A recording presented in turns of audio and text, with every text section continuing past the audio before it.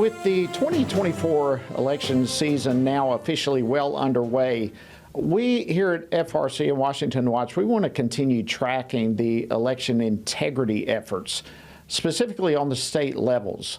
I actually have a book on this topic coming out at the end of next month. But one of the questions that I receive over and over again are questions like, how can we as voters trust that our local polling place is going to be legitimate, that it's going to be fair? People want to know what kind of efforts are underway to provide better election integrity.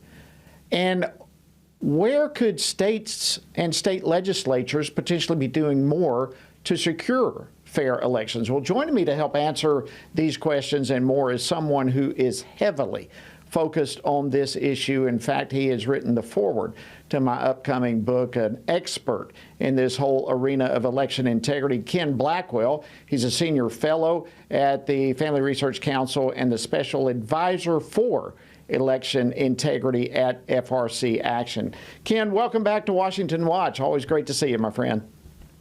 Hey, Jody, good to be with you, sir. All righty, well, let's begin with a 30,000-foot view, if we can. What kind of bills across the country have been passed so far to help this issue of election integrity? Well, Jody, it starts with people understanding in rough terms, if you're not in the game, if you're not in the room, you're not in the game. So that means that each citizen has to commit himself or herself to being involved in the process, to being engaged to the fullest extent of their ability. Look, let me just give you an example. One of the things that we witnessed in the 2020 election was the use of private dollars in a partisan and selective way to tilt the playing field. The CEO of Facebook, Mark Zuckerberg, was famous for dropping in about $500 million for those purposes. Well, we, in our efforts organizing across the country, we were able to block him in your neck of the woods, Fulton County, Georgia. We in fact have seen a rash of attempts to complicate our voting process with ranked choice voting, confusing people and making voting overly complicated. We've defeated that in Arizona through grassroots activities and coalition building.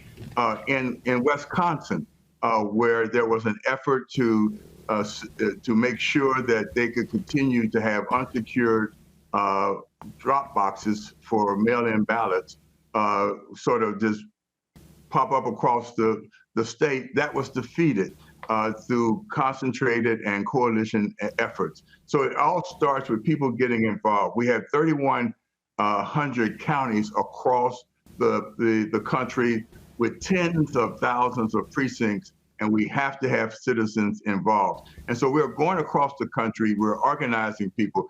For instance, tomorrow, right outside of Orlando, in the Villages, there are going to be 300 citizens of Florida organized by AMAC and the American Civil Rights Union.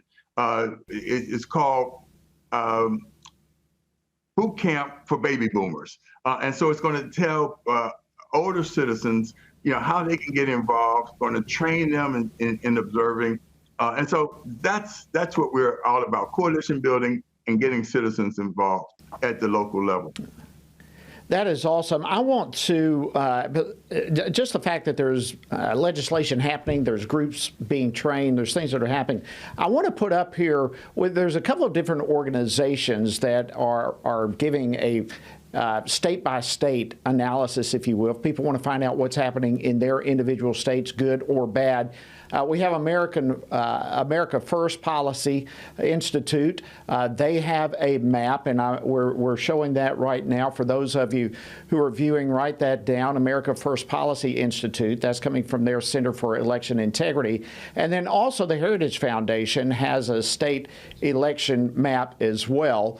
And so these are two great resources. You can find them, by the way, on our website at frcaction.org or tonyperkins.org.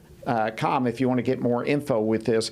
But what would you say, Ken, to someone who's concerned about what's happening with, you mentioned drop boxes or ballot harvesting or other practices that they may fear may not be on the level? Real quickly, we've got about a minute. What should people do to be engaged? Well, they should be registered to vote. They should go to their county election office and actually find out through their various the two parties how they can get involved. Again, if you're not in the room, you're not in the game. And we have people now concentrating on looking how they can be observers of ballot tabulation centers. We must make sure that it's transparent and that people can have confidence that folks who are voting should be voting, and that we have a fair and transparent count of the ballots. Get involved. Well, there's nothing more important than elections. At the end of the day, if we lose fair elections, we lose everything. So for us to stay vigilant on this issue is of supreme importance. Ken Blackwell, thank you for your incredible leadership on this topic. Thank you for joining us this evening on Washington Watch.